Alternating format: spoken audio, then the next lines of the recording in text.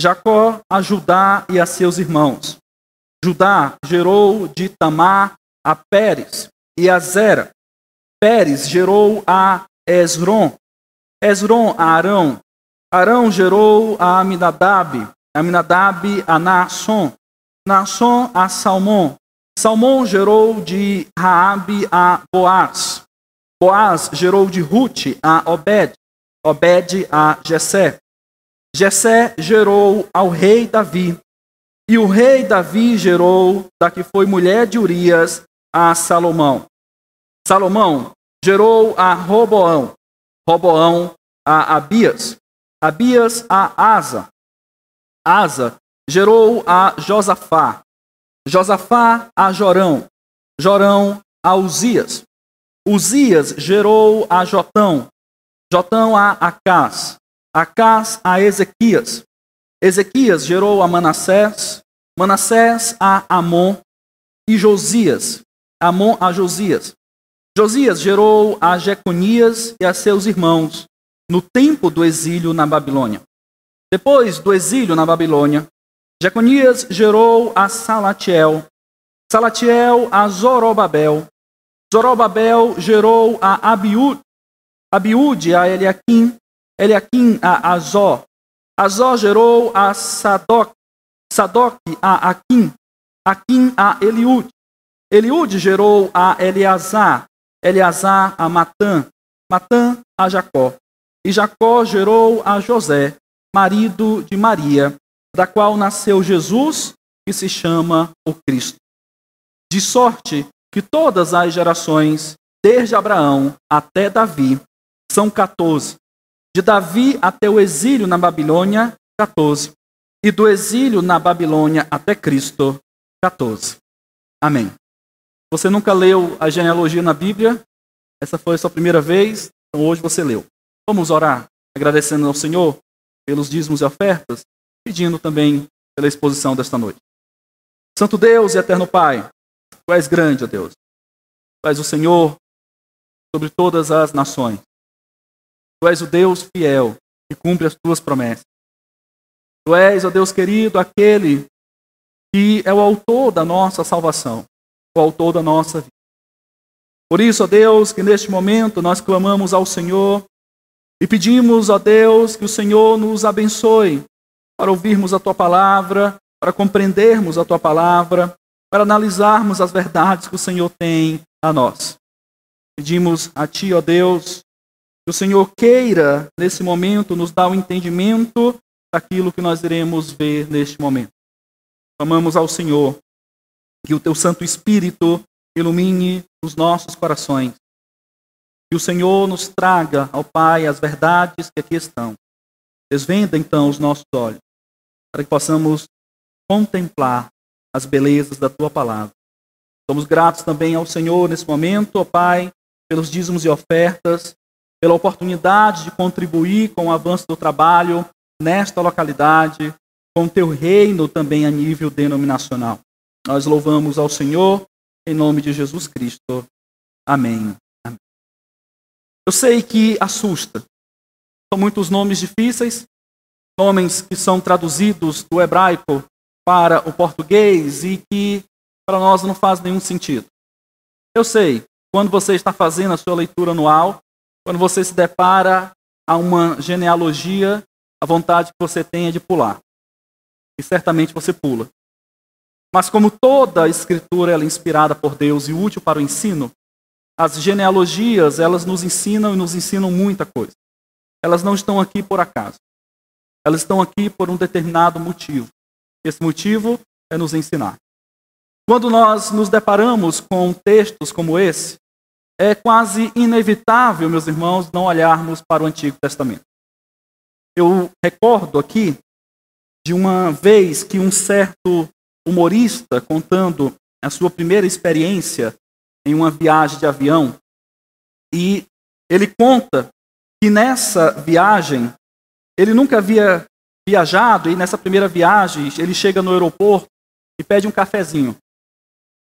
Na época, como já foi muito tempo atrás, o cafezinho custava R$5 e foi um absurdo para ele. De acordo com ele, Um pacote de café na época era R$5.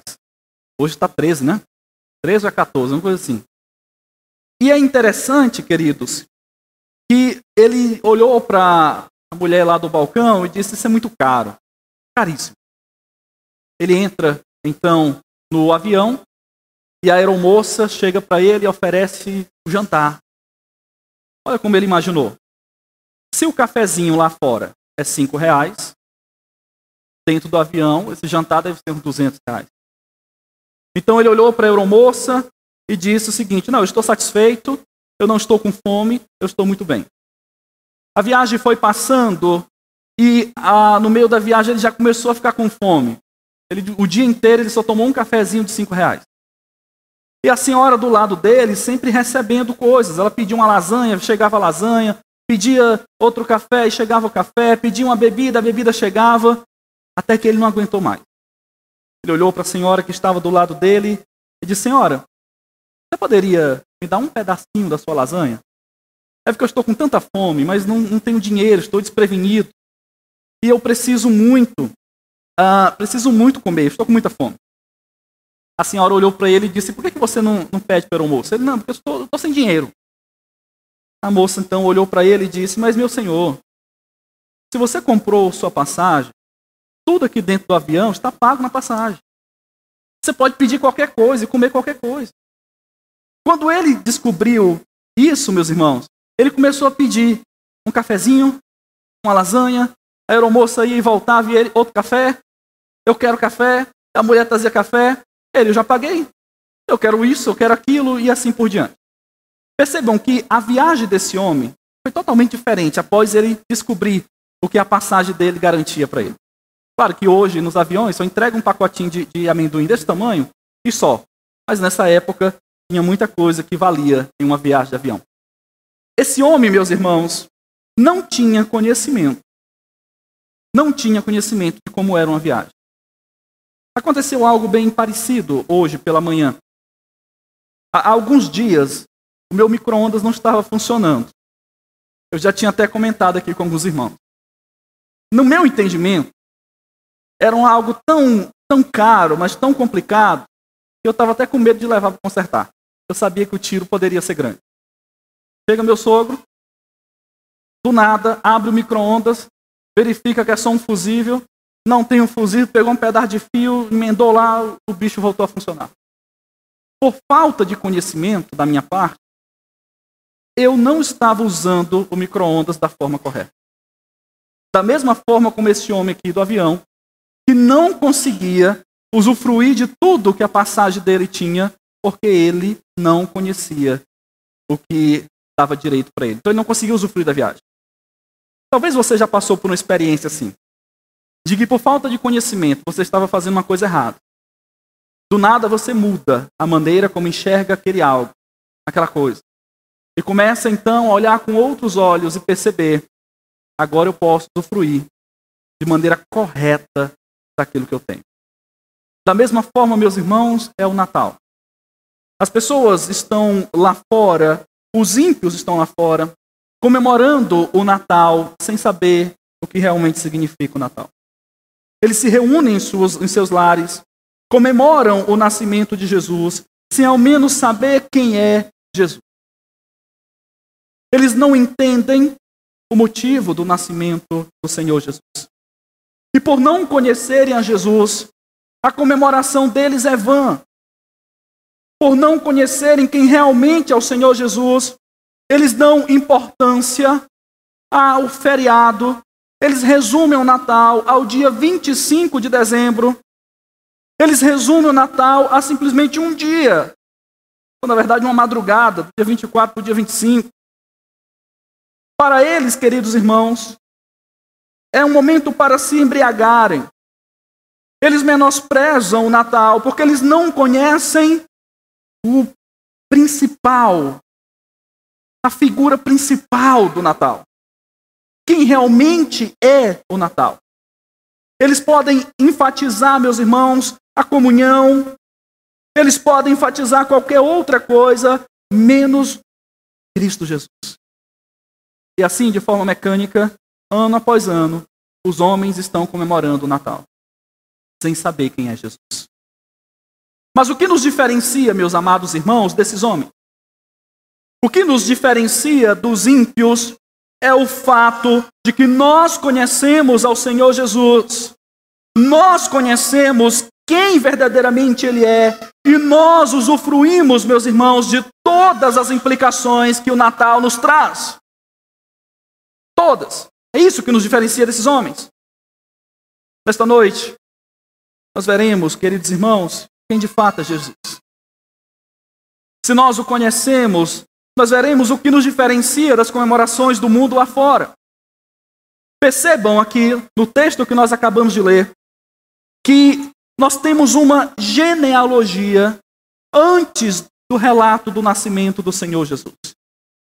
A partir do versículo de número 18 até o versículo de número 25, que foi o texto que nós lemos durante a liturgia, nós vamos observar o nascimento do Senhor Jesus.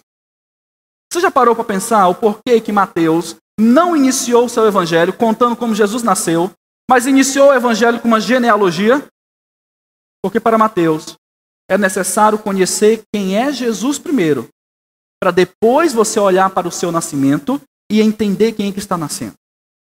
Você só vai dar valor ao nascimento de uma criança se você entender quem é esta criança.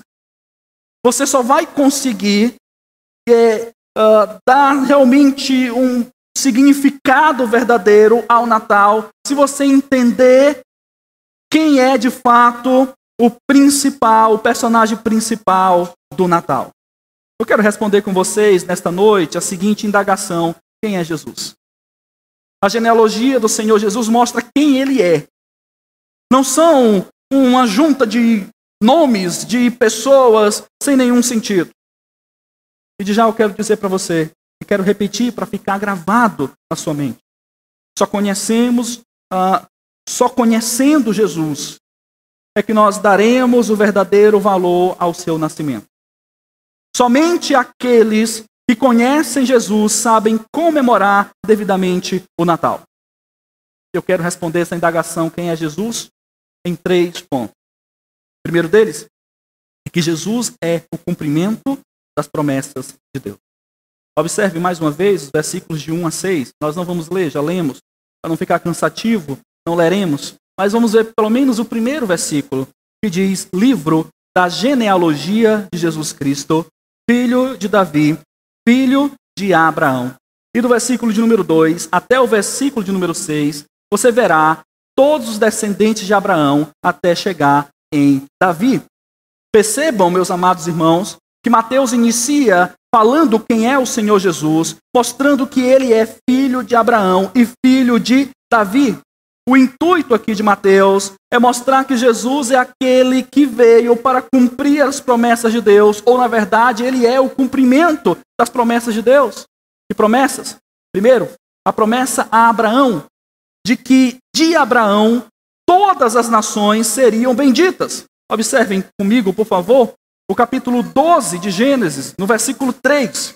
O capítulo 12 de Gênesis, no versículo 3, nós temos que as nações, a partir de Abraão, seriam abençoadas.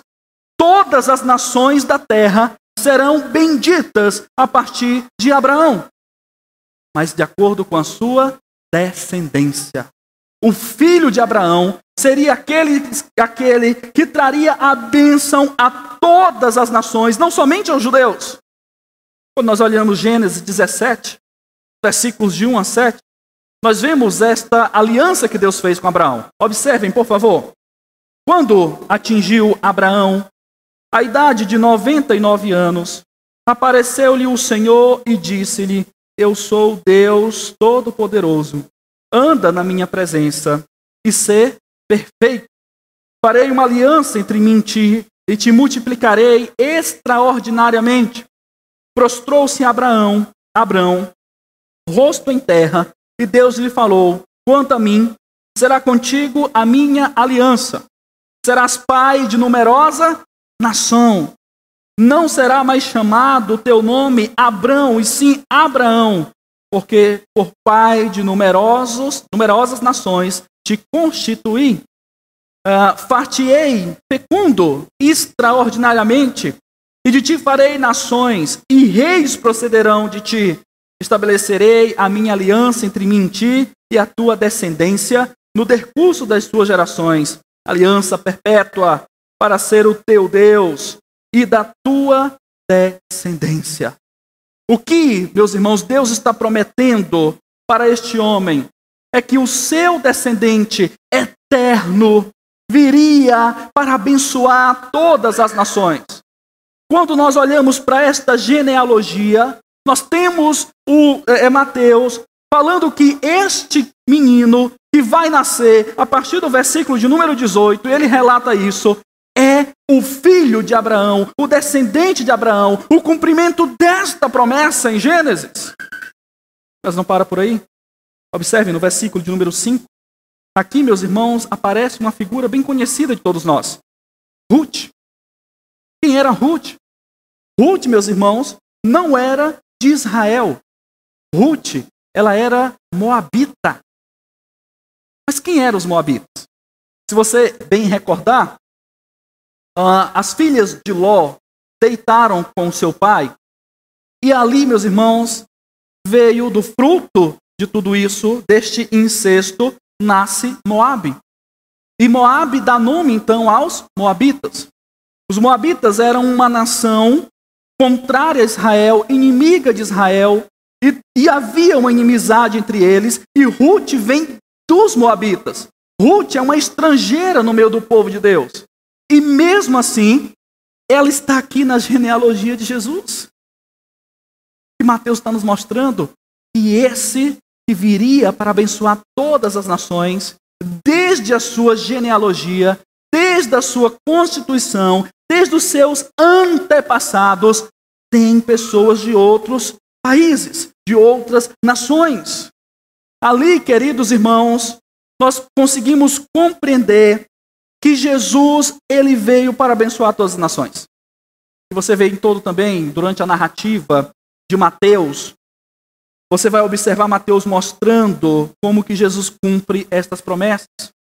Se você bem lembrar da narrativa de Mateus, Jesus, ele é apresentado aqui em Mateus como aquele que come e bebe com gentios.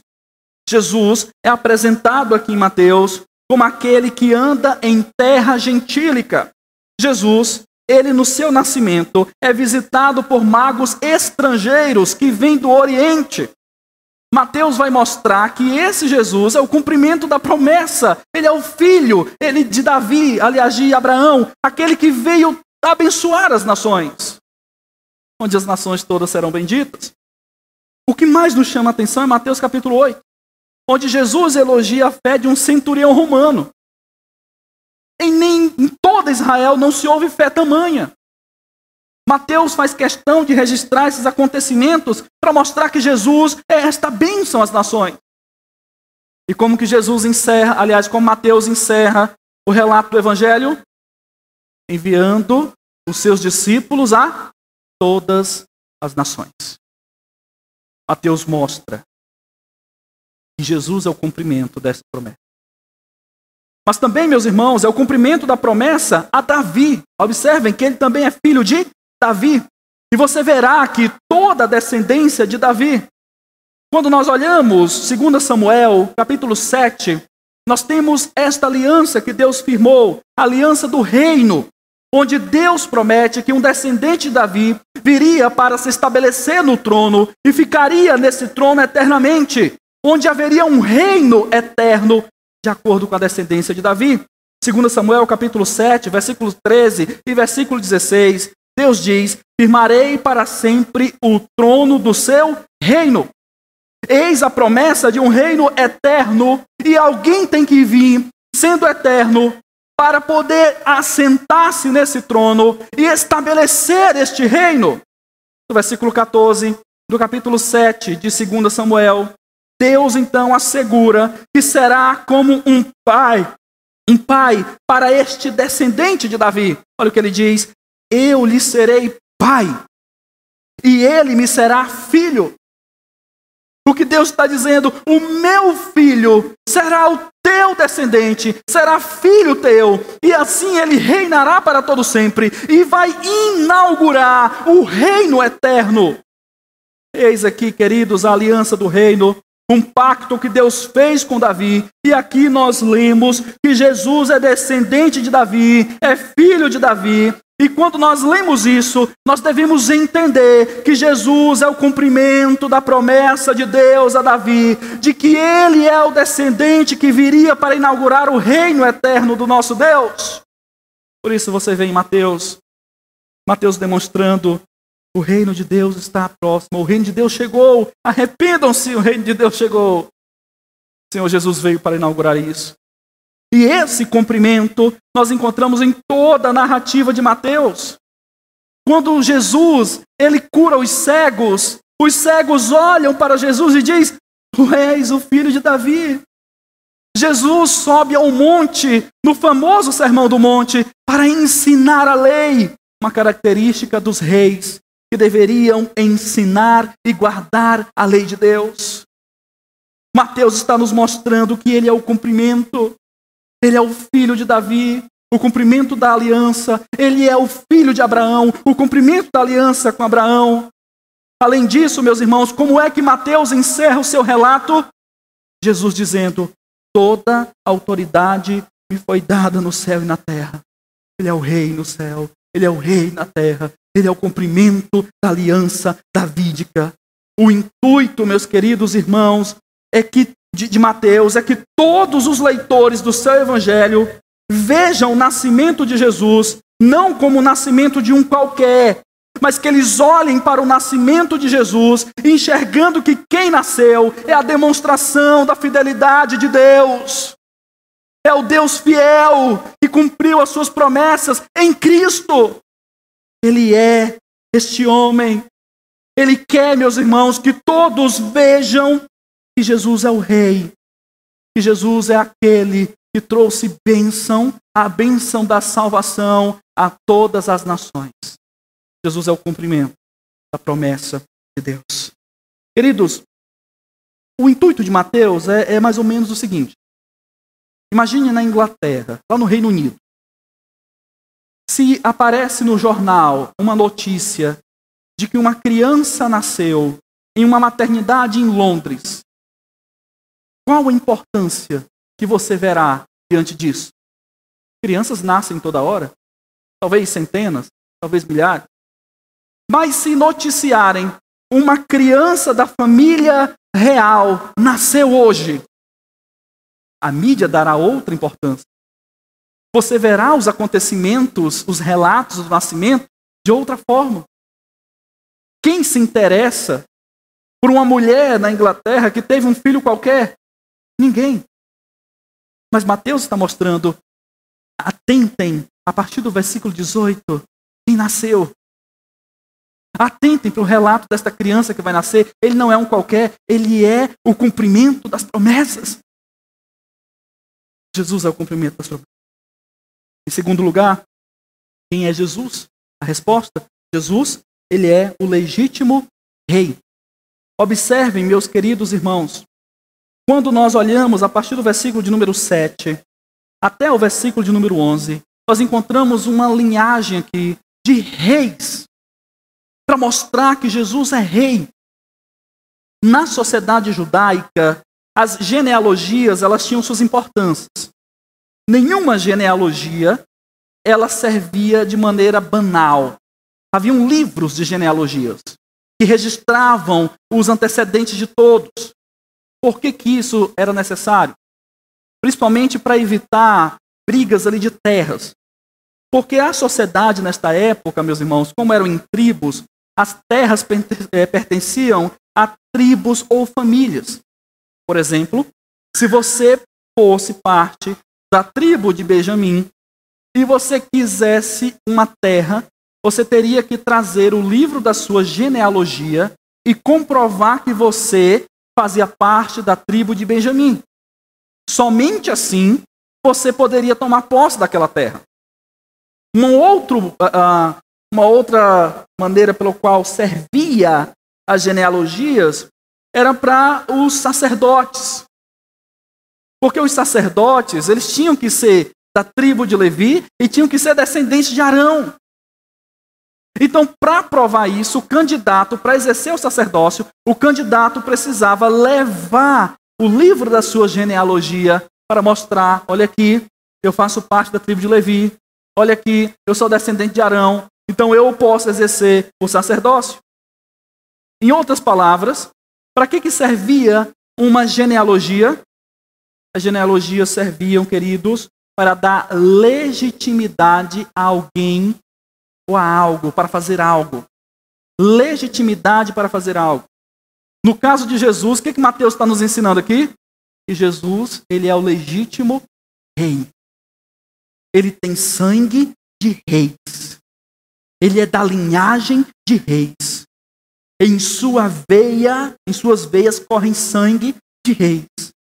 E que ele tem toda legitimidade para reinar sobre Israel e, como ele é o descendente de Abraão, reinar sobre todas as nações. É isso que a genealogia do Senhor nos diz. Jesus Cristo tem toda a legitimidade para reivindicar o trono. E aqui nós podemos citar os reis mais famosos, como Davi, Salomão, Manassés. Logo, querido, Jesus é rei. Não só como cumprimento de uma promessa, mas ele é rei em sua genealogia. Talvez algo que se assemelhe a isso seria hoje o que nós temos como um exame de DNA. Eu recordo que recentemente um homem, ele entrou na justiça para, de acordo com a justiça, ele ser o legítimo herdeiro daquele apresentador Gugu, que eu creio que todos aqui conhecem. Parece que Gugu tem 3 filhos. E este homem entrou na justiça para pedir a legitimidade de também ser considerado filho.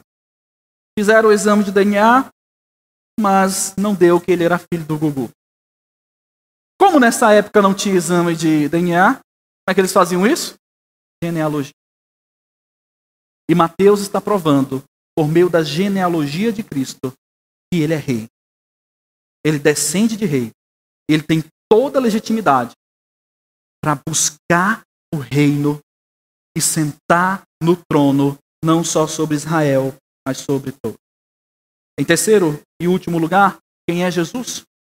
Jesus, queridos, é a demonstração da graça e misericórdia de Deus na história da redenção. Repito, quem é Jesus? É a demonstração da graça e misericórdia de Deus na história da redenção. Observem comigo o versículo 17, que diz o seguinte: de sorte que todas as gerações, desde Abraão até Davi, são 14. Desde Davi até o exílio na Babilônia, 14.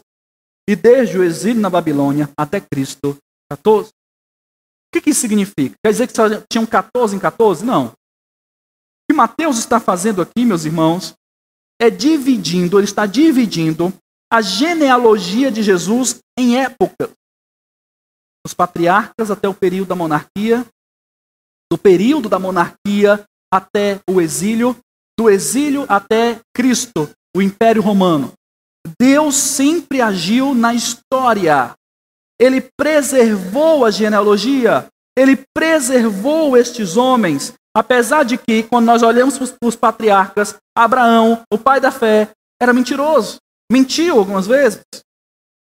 Quando nós olhamos para o período da monarquia, nós temos Davi, assassino, adúltero.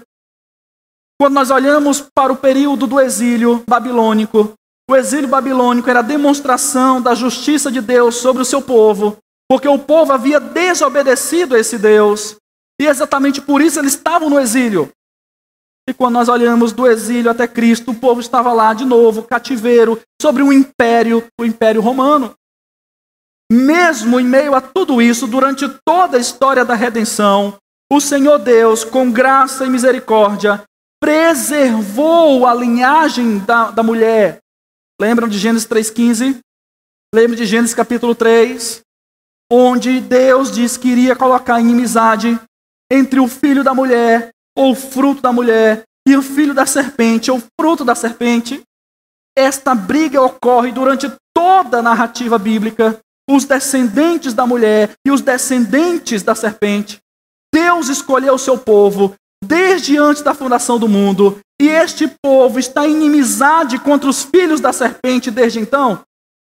E aqui, meus irmãos, nós chegamos no versículo de número 17, onde mostra que mesmo os descendentes da mulher, pecando, errando, sendo maus, indo para o exílio, Deus, com sua graça e misericórdia, preserva esses descendentes de Gênesis até Cristo. Deus é gracioso, Deus é misericordioso, Deus é fiel. Mas também, queridos, observem que quando nós olhamos para a genealogia de Jesus, a graça e a misericórdia de Deus se tornam muito mais importantes, ou muito mais grandiosos aos nossos olhos, quando nós analisamos que os antecedentes de Deus eram homens maus. Por exemplo, o rei Manassés, que eu já citei. Quem foi Manassés? Foi responsável por introduzir idolatria, sacrificar seus filhos e profanar o templo do Senhor. Além disso, a tradição nos mostra que foi o rei Manassés que mandou serrar ao meio o profeta Isaías. Que homem mau. Mas está na genealogia de Deus, de Jesus Cristo. Nós temos aqui também Raabe. Quem era Raabe? Uma prostituta. Nós temos Betseba. Quem era Betseba? Uma adúltera. Estes homens e mulheres que são citados na genealogia de Jesus são citados de maneira proposital por Mateus para mostrar que Deus derramou sua graça e misericórdia sobre os homens. Apesar deles terem errado, apesar de serem maus, apesar de estarem distantes e fazendo o que é contrário a Deus, Deus derramou sua graça e misericórdia, enviando o Filho. Então Mateus quer, o que eu vou agora escrever a partir do versículo 18 sobre o nascimento desse menino, é a demonstração da graça de Deus. Porque toda a linhagem dele é má. Então atentem para esse menino que vai nascer. Quem é ele? A demonstração da graça de Deus. Meus irmãos, o que nós podemos aprender então com a genealogia de Jesus? Primeiro, nós comemoramos o Natal porque nós entendemos quem é Jesus. Nós só olhamos o registro do nascimento de Jesus porque nós sabemos quem ele é. Ele é o descendente de Abraão, descendente de Davi, o cumprimento das promessas. Mas ele também, queridos irmãos, é o rei, o legítimo rei. E além de tudo, ele é a demonstração da graça de Deus. Por que nós comemoramos o Natal? Porque nós sabemos que aquele menino que nasceu é o nosso rei. Aquele menino que nasceu trouxe a bênção da salvação a todas as nações e alcançou a mim e a você, gentios. Que não estamos dentro de Israel, que não fazemos parte de Israel. Nação estrangeira alcançada. Por isso comemoramos o Natal. Isso também nos ensina, meus amados irmãos, ensina-nos sobre a fidelidade de Deus. Isso nos ensina que tudo que está escrito nas Escrituras, que foi prometido por Deus, ou já se cumpriu, ou está se cumprindo, ou irá se cumprir ainda. E que nós devemos então confiar neste Deus que é fiel e que irá cumprir todas as suas promessas. Como, por exemplo, aquela promessa que ele disse que sempre estará conosco. A promessa que ele fez que Cristo irá retornar. A promessa que ele fez de que nós nos livraremos de maneira definitiva do pecado e teremos os nossos corpos glorificados, longe de qualquer desejo de pecar, longe de qualquer prática do pecado. Aquela promessa que diz que nós viveremos eternamente neste reino do Senhor, com Cristo sendo presente no novo céu e na nova terra. Eis a fidelidade de Deus. Ele é fiel. E nós precisamos confiar na sua fidelidade. Terceiro, isso nos ensina, como eu bem falei no início, talvez você vai recordar, que os homens, eles comemoram o Natal sem saber quem é Jesus. Então, queridos, eles estão fazendo algo, estão comemorando o Natal sem saber o que significa o Natal, sem saber quem é o Senhor Jesus. Eles não sabem que Jesus é o Rei. Sabe por quê? Porque quem reina nos seus corações é a bebida, são as drogas, é o mundo, é o diabo. Quem reina sobre eles podem ser os seus filhos, seus cônjuges, seus empregos, o dinheiro, ou até mesmo eles são os seus próprios reis. Porque eles estão comemorando o Natal sem saber quem é Jesus, de maneira vã, eles não conhecem o dono da festa. Não comemoram o Natal como sendo Cristo Rei. Porque se soubessem, não aproveitavam para beber, não resumiam o Natal ao dia 25, não fariam nada daquilo que falei para vocês no início. Faço então a indagação. Aqueles que não entendem quem é Cristo, como vocês podem compreender o Natal e usufruir de todas as implicações do Natal se Cristo não reina em você? Se você não considera Jesus como seu rei, se Jesus não reina em sua vida, você não sabe o que é o Natal.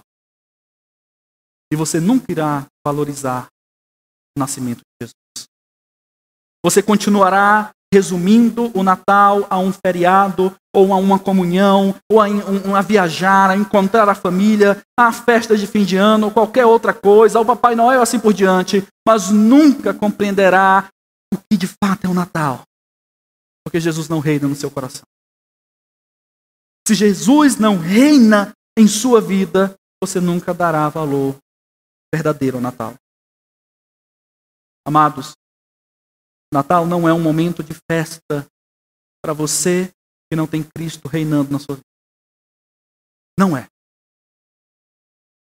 E aqui eu quero repetir o que talvez eu já falei tantas vezes para você durante o ano. Você não deve comemorar o Natal. Primeiro que você nem sabe o que é.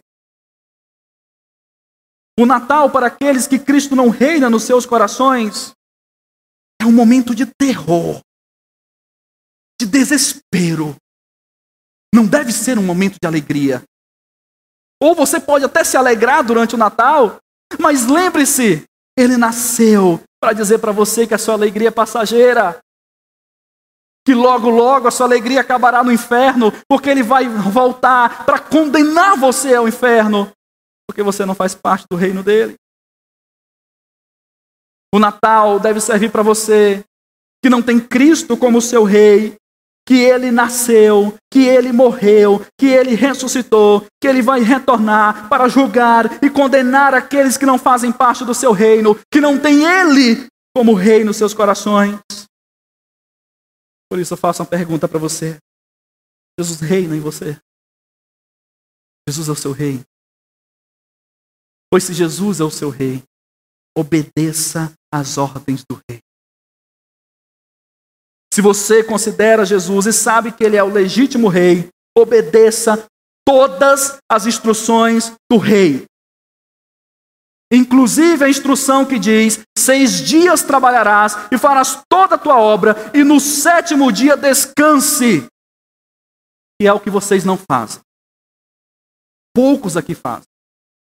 Se você faz, você tem Cristo como rei e obedece ao rei. Mas se você faz qualquer obra no dia do Senhor, você desobedece o Senhor como seu rei. Você desobedece às ordens do rei. Você demonstra que Cristo não é o seu rei. A sua chácara é o seu rei. As suas vendas são o seu rei. O seu negócio é o seu rei. Seus filhos são o seu rei. Os seus porcos são o seu rei. A sua roça é o seu rei. Mas não Cristo. E aqui eu repito. Se Cristo é o seu rei, você vai dedicar o dia para encontrar com esse rei. Você vai botar a melhor roupa para encontrar-se com esse rei. Você vai se preparar para não estar cansado e encontrar o seu rei, ou dormir diante da palavra do seu rei. Mas quando Cristo não é o seu rei, isso nada importa para você. Pergunto novamente, Jesus é o seu rei? Então deseje por obedecer às ordens desse rei. Deseje cumprir as suas instruções, os seus mandamentos. Se vista como súdito do rei. Fale como súdito do rei. Ande como súdito deste rei. Trabalhe como súdito deste rei. Estude como súdito deste rei. Namore como súdito deste rei. Jesus é o seu rei. Então você pode comemorar o Natal, pois você entende o que é o Natal. Caso contrário, lembre-se do que diz as Escrituras. Você não pode servir a dois senhores. Ou você serve a um ou serve a outro. Pastor, meu coração está dividido entre o mundo e Jesus. Não, não está. Ou Jesus é tudo, ou Jesus não é nada. Ou Jesus é tudo, ou Jesus não é nada. Pois ninguém poderá servir a dois senhores.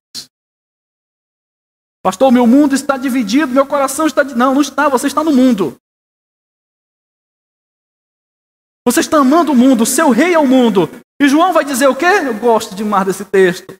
Já citei para vocês tantas vezes durante o ano. Não ameis o mundo, nem as coisas que há no mundo.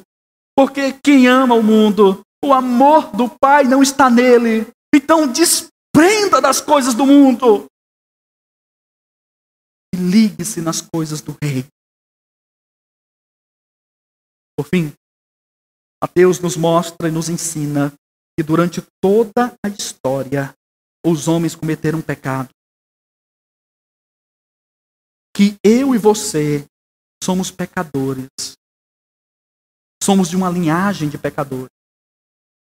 Linhagem de homens imperfeitos. Os nossos antepassados pecaram. Os nossos pais pecaram. Nós pecamos. E nossos filhos pecam. Tudo representado ali, todos representados, imperfeitos a partir de Adão.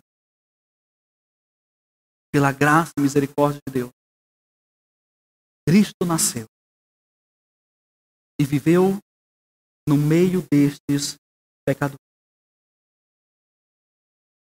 Tabernaculou entre nós. O Emanuel nasceu. Isso é demonstração da graça e misericórdia. Queridos irmãos, somente quem entende o tamanho dos seus pecados, a grandeza dos seus erros, e quão imperfeito é tentar ser bom e ser alguém que cumpre os mandamentos do Senhor, é que consegue compreender a grandiosidade da graça e misericórdia de Deus, demonstrada por meio da vinda de Jesus Cristo. O que a genealogia de Jesus nos ensina? Todos os homens, aqueles que vieram antes dele, principalmente, são pecadores e errados. Ninguém é santo. Maria não é santa. Maria não é imaculada. Ela é pecadora. José não é imaculado, ele é pecador. Abraão, pecador. Todos pecadores. E destituídos estão da glória de Deus. Isso nos faz, então, nos perguntar: você se acha uma pessoa boa? Você se acha que produz boas obras? Você acha que é merecedor da salvação? Você se acha tão bonzinho a ponto de Cristo ter vindo para morrer no seu lugar porque ele viu que você fazia boas obras? Você acha que pode, com as suas obras, conquistar a sua salvação? Ou você acha que as suas obras irão fazer você perder a salvação? Ou se você acha que a resposta para uma dessas indagações é sim, então você não experimentou da graça e misericórdia de Deus. e nunca entenderá o que é o Natal. Nunca. Amada igreja, queridos amigos que aqui estão, Natal é todos os dias. Todas as épocas do ano. Porque o nosso Rei reina em nosso coração. Porque recebemos a graça e a misericórdia de Deus. Porque o Filho de Abraão trouxe a bênção da salvação para nós. Se você entende isso, cante ao Senhor. Glorifique esse Deus. Faça como Maria e cante o Magnificat. Faça como Zacarias e cante o Benedicto. Faça como os anjos e cante. Cante. Cante ao Senhor. O gloria in excelsis Deo. Faça como Simeão. E declare que está pronto porque viu a salvação. E que nada te prende nesse mundo. A genealogia do nosso Senhor nos ensina tudo. Muito mais. Mas principalmente nos ensina que ele nasceu. E para comemorar o seu nascimento, precisamos entender quem ele é. Deus nos abençoe, meus irmãos, nesta noite. Em nome de Jesus. Vamos orar. Santo Deus e eterno Pai. Obrigado, Senhor Deus, pela tua palavra. Obrigado, Deus querido, pelo nascimento do Senhor Jesus. A tua graça e a tua misericórdia, Deus, nos alcançaram. Por isso, ó Deus, nós podemos celebrar o nascimento. Possamos sempre lembrar que Jesus é Rei. Possamos sempre lembrar, ó Deus, que Jesus é o cumprimento da promessa que o Senhor fez aos teus filhos. E nós estamos usufruindo agora. Que o Senhor nos faça sempre lembrar, ó Deus querido, sua graça e misericórdia sobre nós, em Cristo. Possamos, ó Deus, durante todo o ano, entender quem foi este menino que nasceu, cresceu, morreu, ressuscitou e retornará. Reina, ó Deus, sobre nós. Reina no coração daqueles que ainda não confessaram o Senhor ou que estão distantes de ti. Reina sobre a tua igreja, ó Pai. Reina sobre os nossos dias. Que Cristo venha reinar, ó Deus querido, sobre a nossa vida. Se há alguma área, ó Deus, que nós estamos no controle e não Cristo. Que o Senhor venha abrir os nossos olhos para enxergar aquilo, ó Pai, que nós estamos controlando e não o Senhor. Se há alguma área das nossas vidas em que nós queremos estar no controle, que possamos entregar para Ti. Se há, ó Deus querido, alguma atitude nossa que nos impede de seguir as Tuas ordens, Senhor, afaste de nós, para que possamos obedecer o único Rei e Senhor, em nome de Jesus Cristo.